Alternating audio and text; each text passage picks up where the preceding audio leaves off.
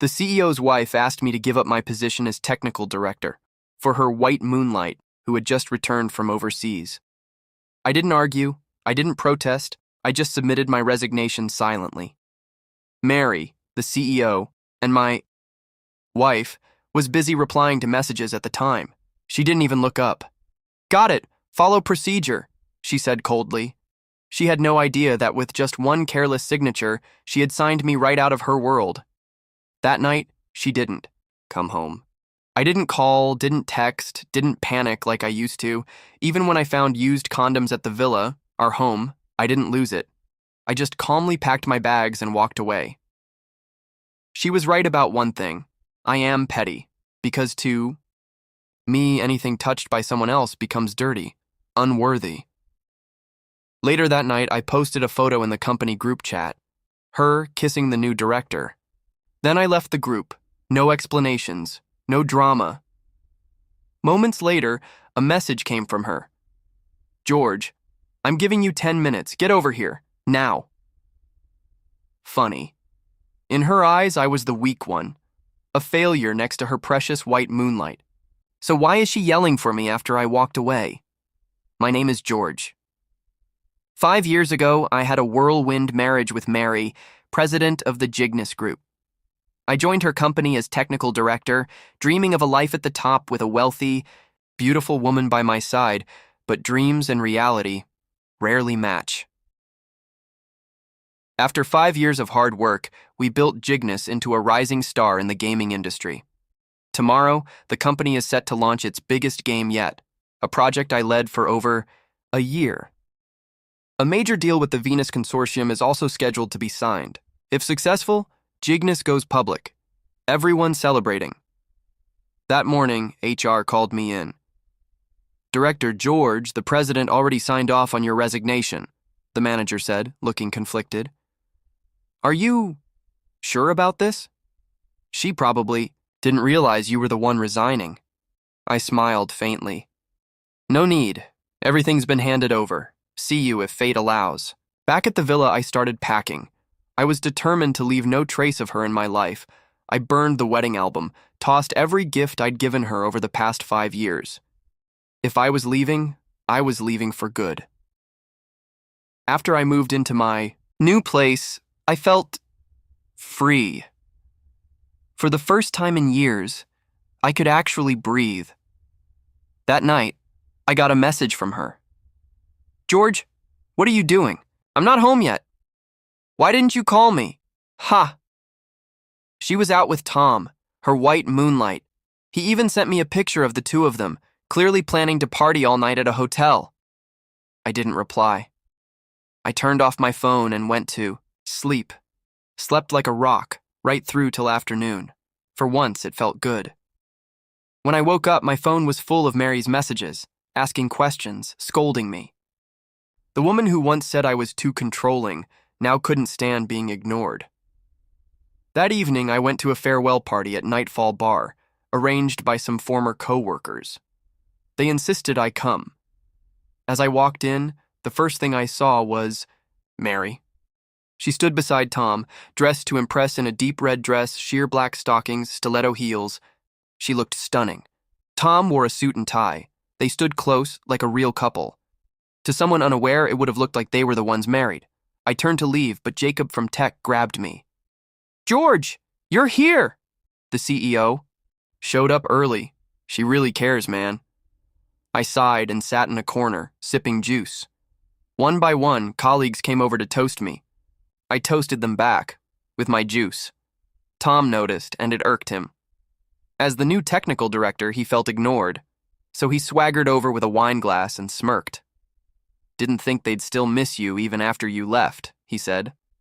Then leaned in close and whispered, "But you know what, George? A loser should know his place. So what if Mary's your wife? She still calls me whenever she needs it. Honestly, she's a real beast in bed." I went pale with rage but didn't respond. He tried to clink glasses again. I didn't budge. Mary walked over. "What are you doing, George? Tom is toasting you. And you're ignoring him?" I didn't even look up. "I've got a bad stomach. I can't drink." She slapped me. Hard. You feel wronged? Because I made Tom the director and you his assistant? Have you looked at your results? You've been working on that game for a year. Still nothing. Tom's only been back a few days and it's ready for launch tomorrow. And you think you deserve the title? She shoved the glass into my hand. Drink it. I looked her straight in the eyes. Mary, I told you. I can't drink. This is the last time you ever lay a hand on me. Do it again, and I won't be so forgiving. She trembled slightly. My gaze was colder than she'd ever seen. Just then, Tom started coughing violently. Mary rushed to him. Are you okay? You just had a stomach bleed a few days ago. Stop drinking. She took the glass from his hand. The irony? She cared more about his health than the years I gave her. But I wasn't angry anymore, because I had already let go. Tom had just poured me a glass of wine when Mary suddenly snatched it from his hand and replaced it with a glass of juice. She shoved the original wine glass into my hands and said coldly, George, don't make me despise you even more. Tom had recently been hospitalized for a stomach bleed. I knew exactly what had happened. He'd been out drinking all night at a nightclub with a group, and Mary had stayed with him at the hospital the whole time. Meanwhile, I had also been hospitalized that very night, in the room next door, with a stomach perforation from drinking with clients for work. Mary never came to see me, not even once. Mary barked, Don't push him too hard, George, pretending to defend Tom. Tom chimed in, Yeah, I got the bleeding from drinking with some clients. Then he paused. Oh, wait, sorry. I meant drinking with girls. Must have misspoken. Mary's face went pale, but then she turned on me, furious. George, how dare you go out drinking with those little tramps and then lie to me about it being for work? You will drink this wine. Right now. Before I could react, she threw the juice in my face and ordered Tom to hold me down and force the wine into me. I wasn't quick enough and accidentally swallowed a mouthful. Instantly, my stomach felt like it was on fire. My face turned pale. Cold sweat poured down. Manager Mary, Director George really can't drink. Jacob, one of my former teammates, rushed over to stop her. Mary snapped at him. What's it to you? Get lost. Jacob backed off, helpless. He couldn't go against her. Mary, that's enough! I shouted, my eyes red with fury. Touch me again and I swear I won't hold back next time. She took a step back, startled by the anger in my voice. Her lips trembled. She wanted to lash out, but she was visibly shaken. I tried to get up, my stomach screaming with pain. I needed a hospital. If this went on, I might really collapse. Just as I was about to leave, Tom jumped in with his usual fake concern. Mary, your husband's in bad shape. Let me take him to the hospital. She nodded and snapped. Look how much Tom cares. If you were even 1/10 as capable as him, I wouldn't have needed to demote you. Demote me? I laughed coldly. I resigned from the position and the marriage, she sneered. A useless man who failed at everything. Just go. Don't die in front of me. It's bad luck. I staggered away from the bar, holding back the pain. Right as I stepped outside, I ran into Lisa, the woman I was once engaged to who had waited for me for 5 years. George, what happened? Where does it hurt? Let me take you to the hospital. Tried to speak, but everything went black. It was around 1 a.m. when I woke up in a hospital bed. Lisa was asleep beside me. I felt guilty watching her. This silly girl still cared so much. I gently pulled the blanket over her, but the motion woke her up. George, you're awake. How do you feel? She was relieved, but quickly turned pouty. Didn't I tell you not to drink? You could have died. I smiled faintly. Maybe that wouldn't be so bad. She frowned. Why are you still thinking about her? She didn't even come see you. Why do you keep defending her?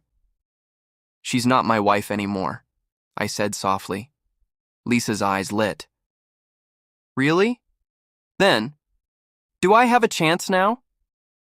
I looked at her, this woman who had quietly waited all these years, and nodded. If you don't mind, I'd be honored. Her face lit up. Then let's get married after you get the divorce. She handed me her phone. I opened WeChat. Tom had sent me new photos. Him and Mary kissing passionately in the villa on the bed I had never even slept in. I felt nothing. I calmly forwarded the photos to the company group chat with the message, wishing Director Mary and Director Tom a lifetime of happiness. May true lovers be united. Then I left the group chat and blocked Mary's number. Within a minute, she sent several friend requests and messages. George, what do you mean by this?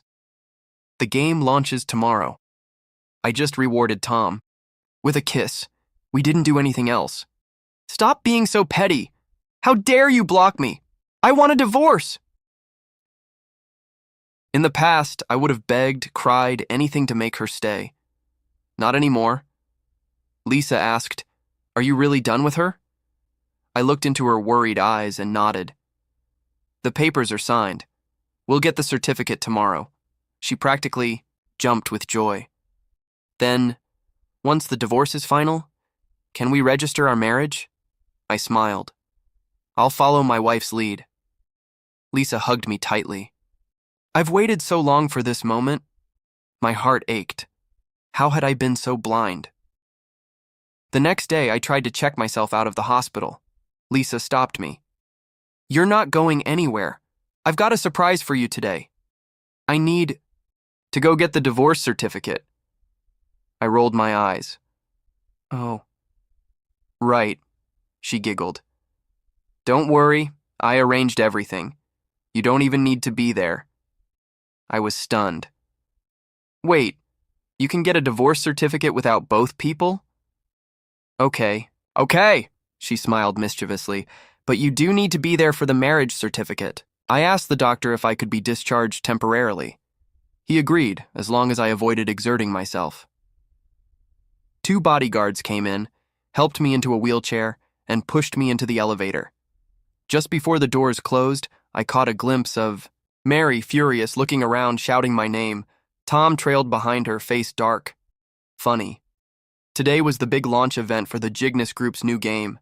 And yet, she wasn't celebrating. She was looking for me. Too late. I'm gone. Today was the launch of the game we'd spent a whole year developing, and the same day Venus Consortium signed a $100 billion partnership with the company. It should have been a big day for me. But instead of being on stage, I was in a hospital bed, and yet, Mary showed up. Even with everything going on, she came to find me. Strangely, my heart was calm when I heard about it. I only thought, Mary, where was this effort before? Lisa noticed my silence and softly said, if you regret it, it's not too late. But I shook my head and reached out, holding Lisa's tightly clenched hand. She's no match for my wife, I said. Slowly, I felt Lisa's tense body start to relax. Getting our marriage certificate went smoothly. I looked a little pale, but the makeup artist was fast and skilled. The photos turned out great. I even posted one casually on my WeChat moments. Wedding the day after tomorrow, 12:08 p.m. at the Royal Hotel. Lisa and I had just decided on that together. Our parents were flying in from New York to LA to attend. Hubby, go back to the hospital and rest, Lisa said sweetly, arranging for 2 bodyguards to escort me back while she took care of other preparations. Back in my hospital room, my phone was blowing up. My WeChat was flooded with likes and congratulatory messages. Very few people even knew Mary and I had been married. Then I got one message that stood out. Is it fun to Photoshop fake wedding photos just to annoy me? It came from Tom's WeChat, but I knew it was Mary. A bit later, Jacob texted me. Bro, Mary's been going crazy trying to find you. Can you call back around 1:30 p.m.? I hesitated but decided it was time to make things clear. I called. Jacob picked up, but it was Mary's voice I heard. George, what do you mean you're done with me? She asked, furious. You skipped today on purpose. The company might fire you. I already resigned, Mary. You approved it, I said calmly. What? Who allowed that? Look, I know you're still mad about the kiss, but can you stop being so petty? Tom worked hard for the game launch. I just kissed him as a reward. Reward, huh? I replied, smirking. Not bad. Mary exploded with anger, but I hung up. Whatever she felt, it wasn't my concern anymore. At 2:00 p.m. sharp, the TV in my hospital room began broadcasting the game launch. Fantasy Journey to the West was finally going live. I watched Tom walk confidently onto the stage. He stood there soaking in the spotlight, saying, "This game integrates deep traditional culture, beautiful graphics, immersive quests. We've worked hard to deliver the ultimate experience. I even wrote and composed the theme song, A Lifetime of Love. I hope everyone enjoys it." Applause trickled in, not exactly the response he expected. Mary stood beside the stage, gazing at him with admiration. The fact that I'd once been her husband clearly meant nothing anymore. Tom continued, proudly announcing player testing. Then he hugged Mary and even kissed her on the lips as cameras flashed. "Wow, Mary is so lucky," someone in the audience gushed. "Her husband is so talented and handsome," I chuckled bitterly. Most people didn't know I was the original creator. Many of the investors there knew, though. They just chose to play dumb. This game, the one Tom was taking credit for, had taken me and my team a full year to get to testing phase. I had warned Mary just yesterday that the system still had bugs. She ignored me. Tom told her it was fine, and she believed him. Fine. Let's see how fine it really is. Sure enough, within 3 minutes of going live, the game crashed. People began whispering in confusion. Mary looked panicked. "Tom, what's going on?" Tom, still trying to act composed, barked at the tech team. "Fix it now, what are you just standing around for?" The tech staff looked helpless. Finally, Jacob spoke up. "Only Director George can fix this." Tom's face turned red. "You're all useless. If you can't fix a simple bug, you don't belong here." "Then maybe you should fix it yourself," Jacob shot back. "Without Director George, this whole thing is doomed." And with that, Jacob quit. Several others followed him out. Mary was furious. "Tom, you said this game would be fine? You said there'd be no problems?" Tom was sweating. "It's George's fault. He left the bug in there on purpose so we'd have to beg him to come back." My phone rang again. "Mary." I didn't answer. She called again and again. I finally picked up. "What do you want, Mary?" I said coldly.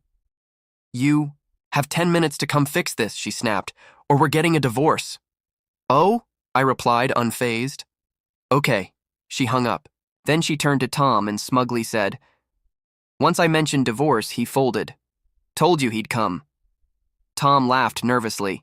Facing the cameras, he declared, "Don't worry, everyone. The issue will be fixed in 15 minutes and we'll launch. On time!" 10 minutes passed. I didn't show. 15 passed. Still no sign of me. Mary's smile began to fade. Mary and Tom's faces grew as ugly as pig liver. Mary clenched her jaw, clearly uneasy. "Maybe you should call and ask where George is," Tom suggested cautiously. Though Mary looked gloomy, she didn't lose her temper. Too many people were around. She smiled faintly and brushed it off. No matter how much Tom pushed, she would endure it quietly. But with me, she would yell and boss me around like I was her servant. Just then, my phone rang again. I picked up. "Mary, what now?" "George, do you really want a divorce?" she snapped. "I just rewarded you with a kiss. Is that so bad? I'm seriously mad this time. Hurry up and come over." I responded coldly. "Oh." Mary hesitated, sensing something was wrong. "Wait, don't hang up," she cried, and quickly covered the mic, whispering, "Honey, I know I was wrong. Please come help me fix the game bug, okay? We can talk about everything when we get home." Still silent, I let her squirm. She gritted her teeth. "Fine. At worst, you can sleep in my bed tonight, but you're not allowed to touch me." "No need," I sneered. "You know I'm petty. I hate using things that have been used by others."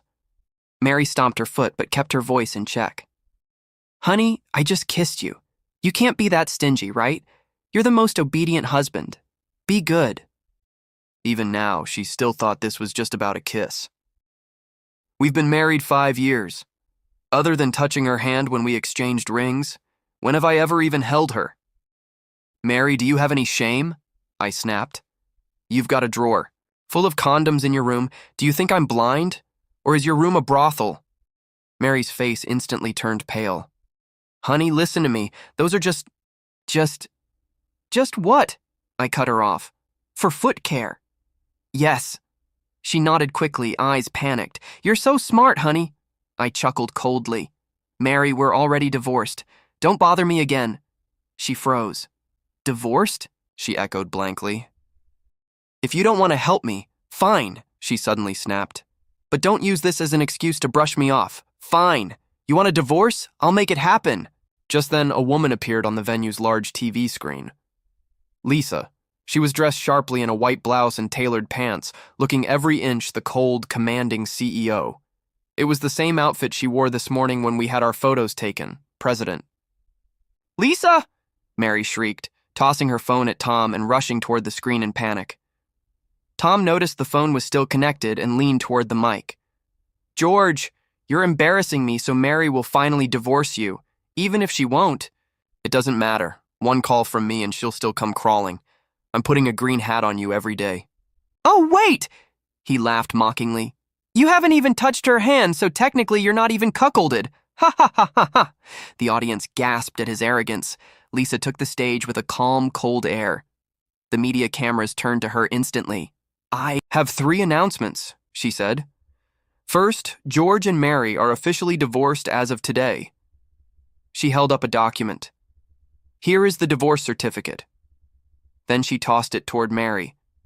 The room erupted into whispers. Divorced? But weren't Mary and Tom just... Mary's face turned ghostly pale. No, this has to be fake.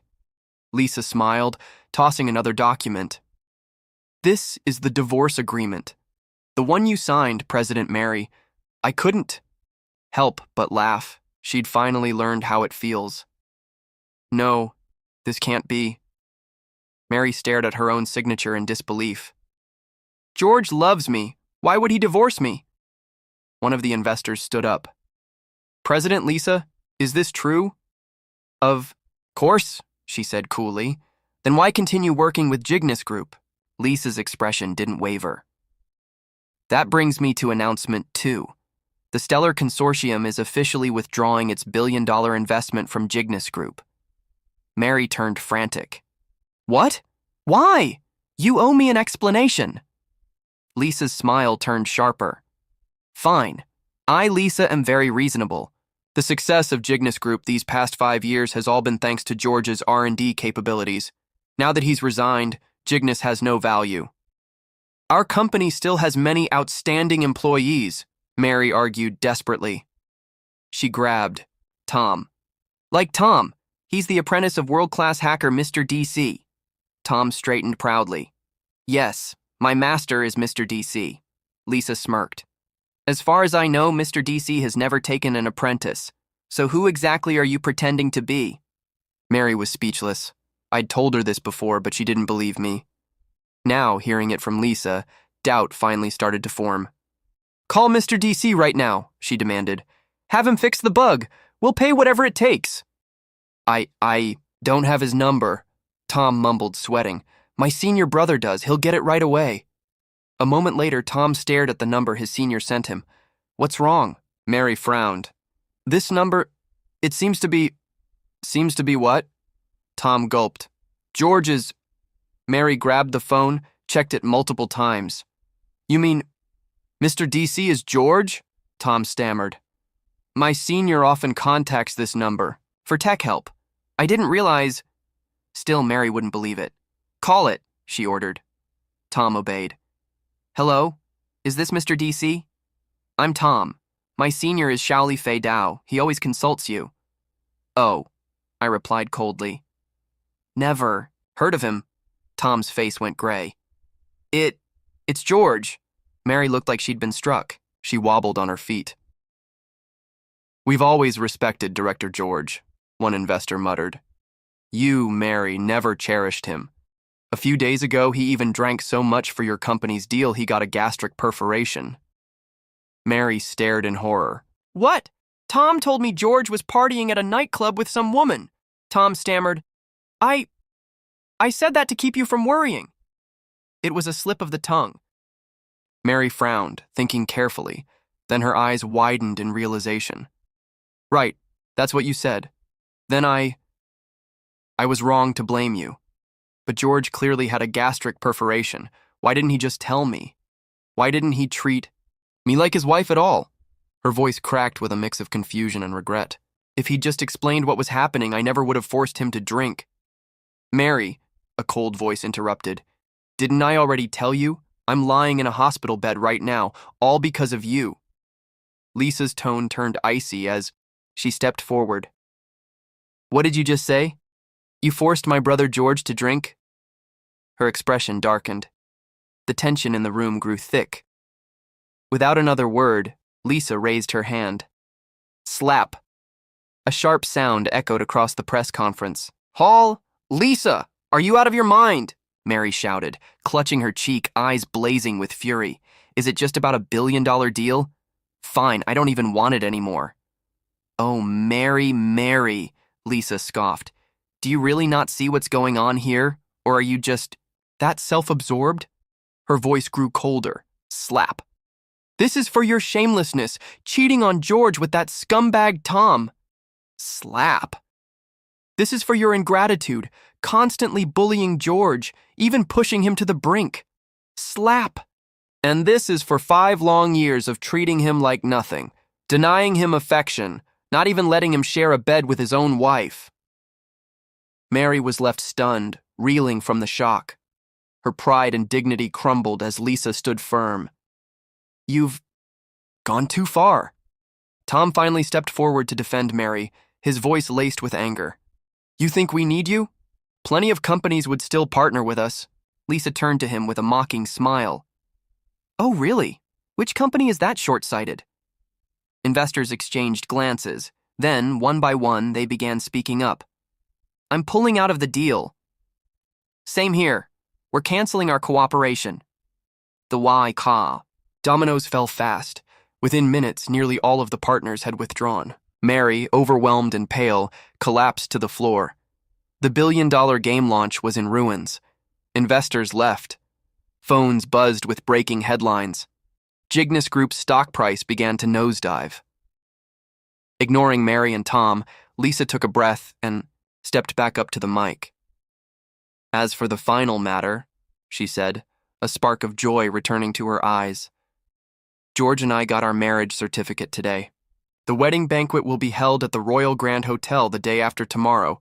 We hope you'll all come celebrate with us. Mary, still kneeling, suddenly sprang to her feet and rushed at Lisa. You shameless mistress. You stole my husband. Just because you won't invest, you think you can steal George too? He's mine. I won't agree to a divorce. Lisa stared at her with quiet disdain. Oh? Then let me show you why you don't get to make that choice anymore. She gestured to her assistant. Moments later, scandalous photos filled the massive press conference screen, intimate selfies of Mary and Tom. The crowd gasped. Wait, that's not George? It's Tom.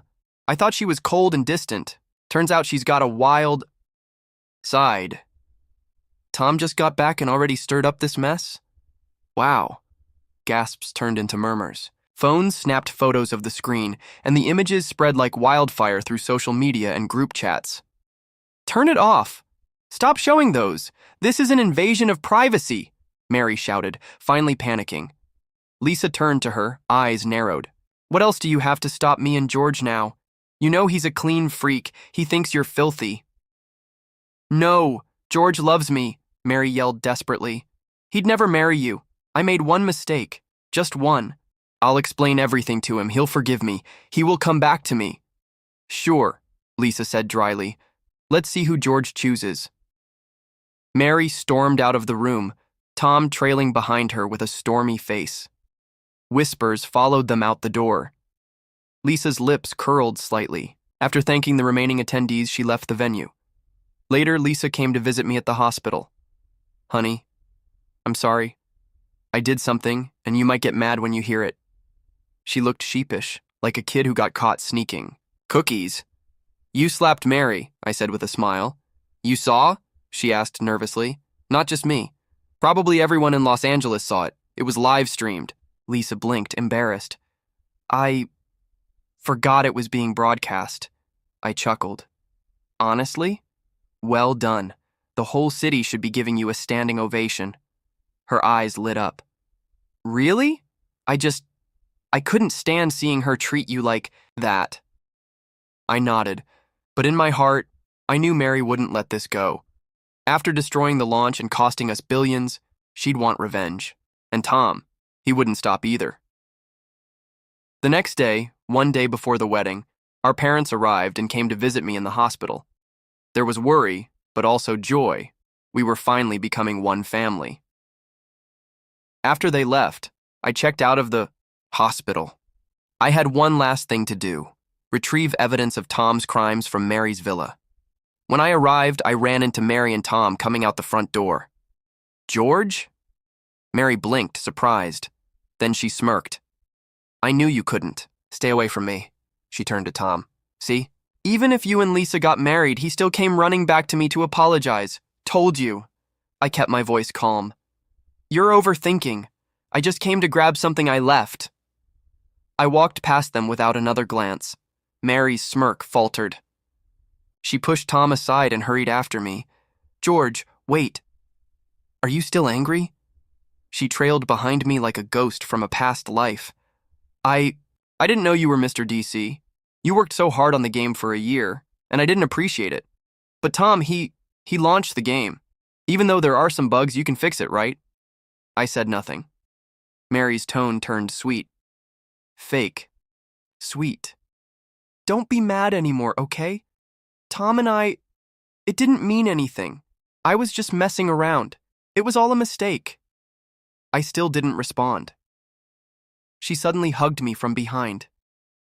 George, remember when we first got married?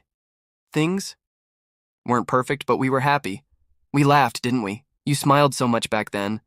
Her voice softened. Her grip tightened, but I'd already let go.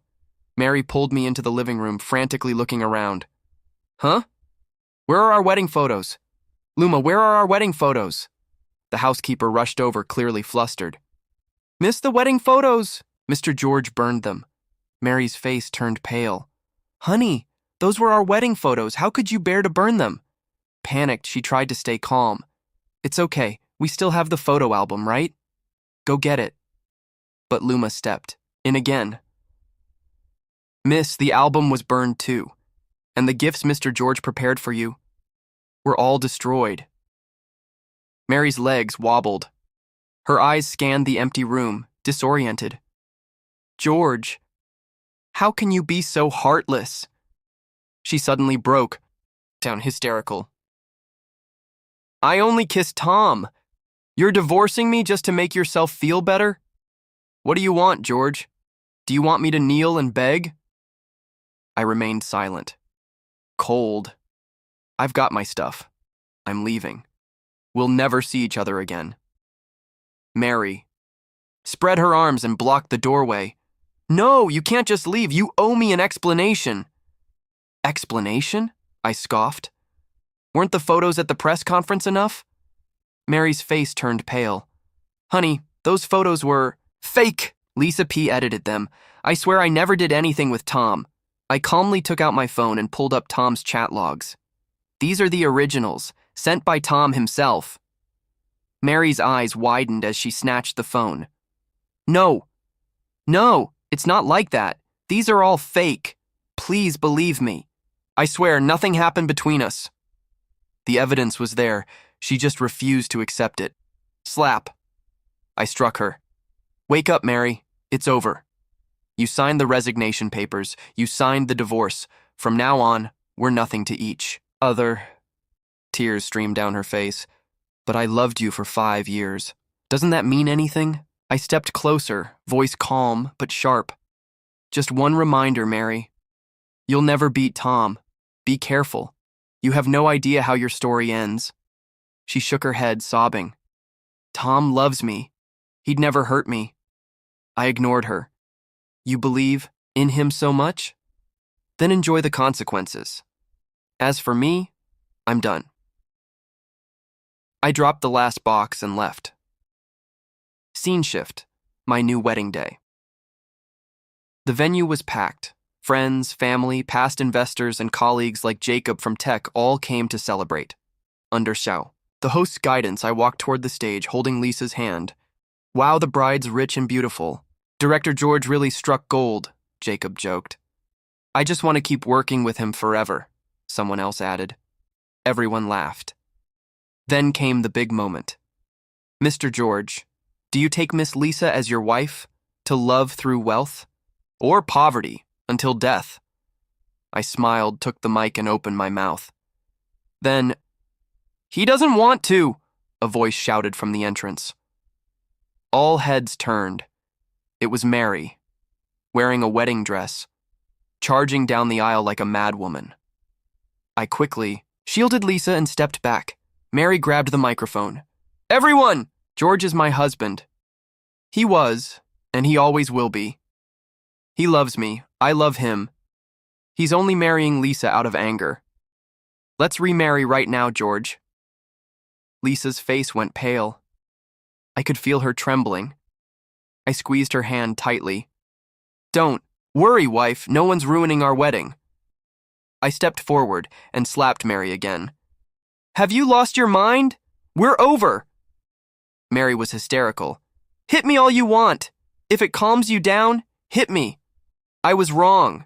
Those soups I made when you were hungover, the breakfasts, I did it all for you. I was blinded by Tom. But I'm yours, George. I'll make it right. Just give me one more chance. Then suddenly, she pulled out a knife. George, if I can't live happily, you can't either.